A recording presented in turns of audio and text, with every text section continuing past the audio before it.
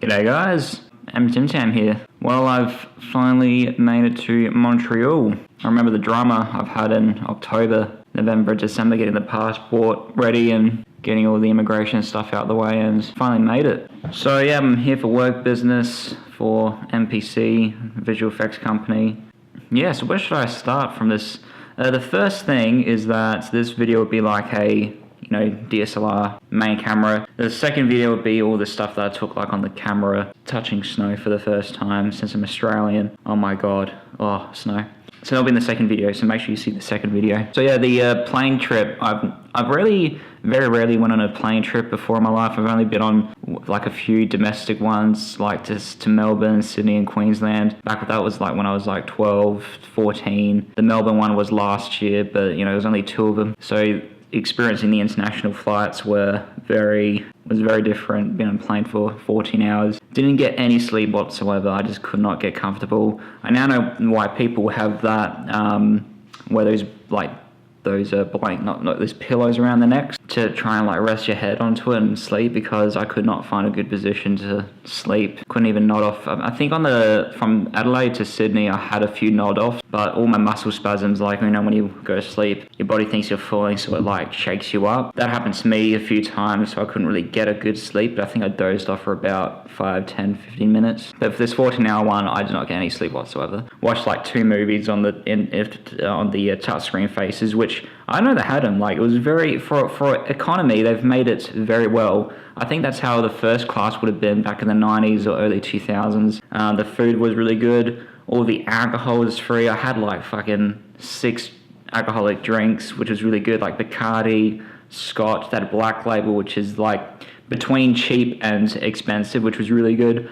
I had a Canadian beer for the first time. That was nice, the Canadian beer. Yeah, just seeing the vastness of the Mother Earth. It puts in perspective when you go 900 kilometers per hour, 14 hours. There's so much fucking water on this planet. Like, holy shit. I have no respect for this planet.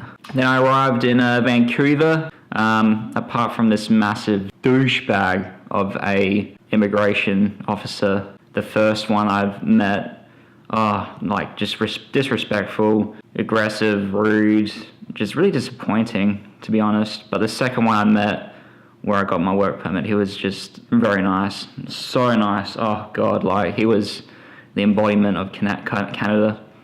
But yeah, the first one was an absolute clown, just unworkable. But I don't know, with that attitude, he might not get into work he might be looking for another job. But yeah, the second one was really nice. Apparently he comes across a lot of visual effects people come in for work, and yeah, he's he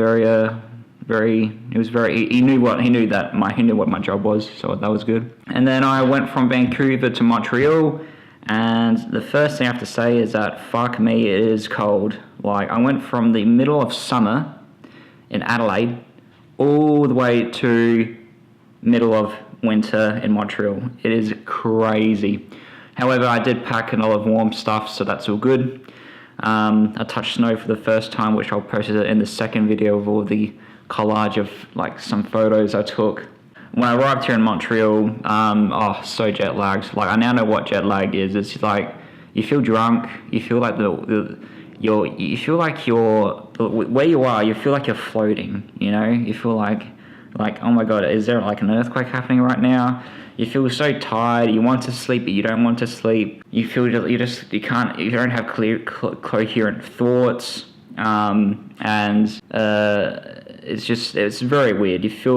I now know why you feel drunk, and I had about a slight headache too, but I don't know if I was from my muscle strains and my neck strains from trying to find a good position to sleep.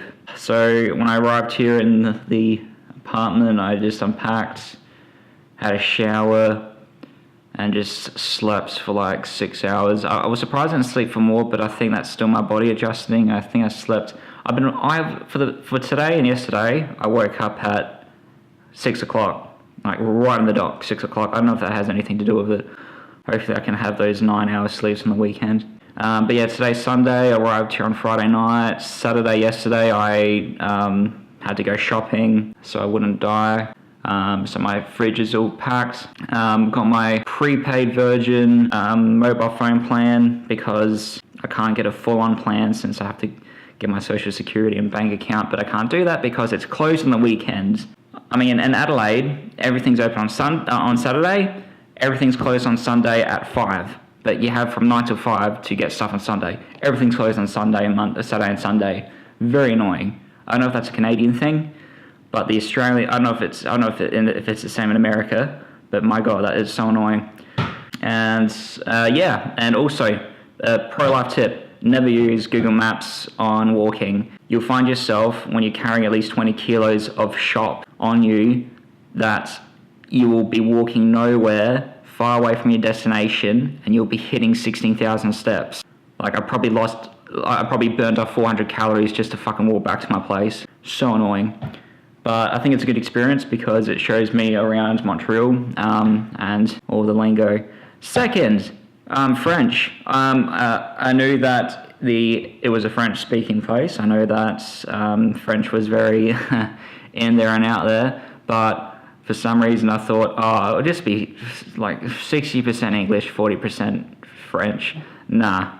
People casually speak French to each other. Casually. Like in supermarkets. In just normal people walking across they could have looked like Greek Italian, like Greek Australians, Italian Australians, like you would see down the road at like Nord or, City.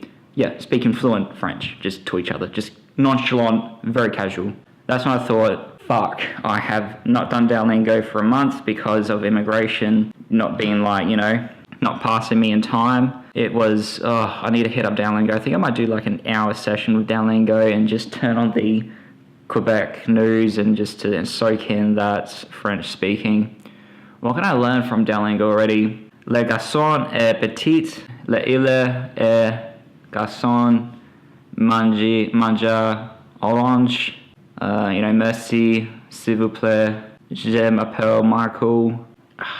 That's about it. I mean, the thing is though, like, when I can read some French words already, like the normal words, I can't pick out specific words like table, computer, car, notes, but I can pick out the and, is, has, went. With reading it, I can read it from French to English, but to speak it, it's a totally different ballgame, so I might hit up Duolingo for an hour today. Had a practice walk from here to NPC just so I know where the fuck I'm going, so that was good. And yeah, that's about it for today. Might show you a bit of a tour of the place very quickly.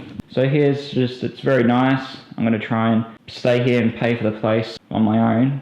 Very nice, very wood. Here's the bathroom, got my own fucking washer, the shitters here.